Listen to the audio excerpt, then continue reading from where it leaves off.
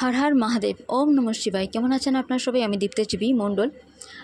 গরমকাল পড়েছে তাই পাখার আওয়াজ নয়েসের জন্য I am really sorry, but please ওটাকে ইগনোর করবেন। এটা জেনারেল সবার জন্য।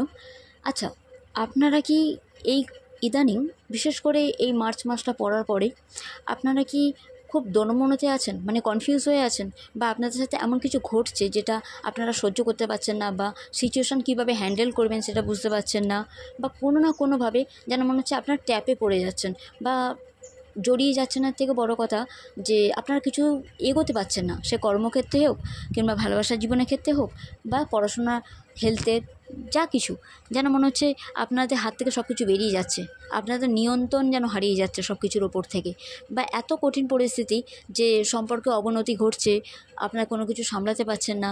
যদি এমন কিছু নেগেটিভ নেতিবাচক পরিস্থিতির মধ্যে আপনারা থেকে থাকেন তাহলে এই ভিডিও আপনার জন্য।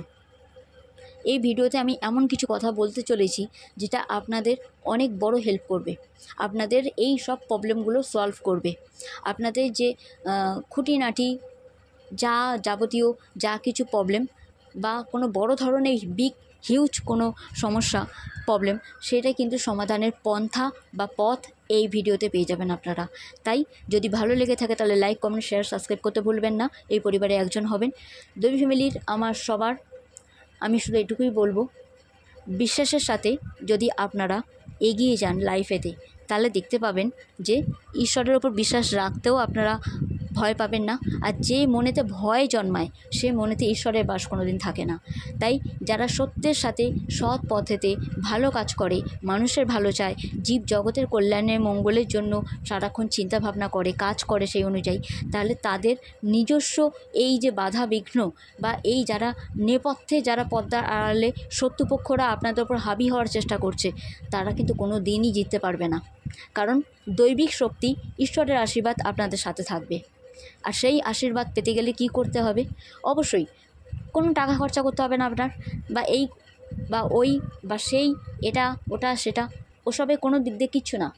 শুধু মাথায় রাখবেন ঈশ্বরের প্রতি বিশ্বাস, নিজের ওপরে বিশ্বাস, নিজের ভালোবাসার ওপরে বিশ্বাস, নিজের সৎ কর্মের ওপরে বিশ্বাস, আর নিজের চিন্তাধারার ওপরে বিশ্বাস। আর যারা বড়রা আছে, যদি সম্পর্ক অবনতি থেকে থাকে তাহলে তো তাদের উপর একটু ক্ষোভ, রাগ বা বিতৃষ্ণা সবটাই জন্মাবে, অসন্তোষের একটা পরিস্থিতি ক্রিয়েট হয়ে গেছে। বাট যদি লাভ লাইফে বা ম্যারেজ লাইফে যদি পার্টনারের সাথে কিছু হয়ে থাকে তাহলে সেখানেও তাই, সন্তানদেরও উপরেও তাই হতে পারে। কিন্তু সব কিছু একটা কথাই আমি সবার শেষে বলবো, কার্যক্ষেত্রের উপর যদি বাধা আসে বা যে কোনো সম্পর্কে যদি ওপর বাধা আসে, কারণ মানুষের মূল জিনিস কি? একটা হচ্ছে হেলথ, একটা এডুকেশন, একটা হচ্ছে ম্যারেজ কিংবা লাভ লাইফের লাভ, ভালোবাসা, পারিবারিক সম্পর্কে মানে ভালোবাসা, উন্নতি, আর তার সাথে হচ্ছে কেরিয়ার, সে জব হোক, বিজনেস হোক, যাই হোক। এই সব কটার ওপরেও কিন্তু একটা জিনিস থাকে, যেটা হচ্ছে শত্রুপক্ষকে নির্মূল করার জন্য এই উপায়। তাই শত্রুপক্ষকে হারানোর জন্য আপনারা এই কাজ করতে পারেন। কি কাজ করবেন? আইসিস ম্যাজিক বিগিনস নাও, আইসিস ম্যাজিক বিগিনস নাও, আইসিস ম্যাজিক বিগিনস নাও। এই মন্ত্র আপনারা 11 বার কিংবা 21 বার কিংবা 51 বার কিংবা 108 বার করতে পারেন। ওই 4 দিন মনে মনে জপ করবেন লেডিসরা, কিন্তু বাকি পুরুষরা, জেন্টসরা করতে পারেন। ওকে, অল টাইম করতে পারেন, কোনো ব্যাপার না। আইসিস নামটা কি?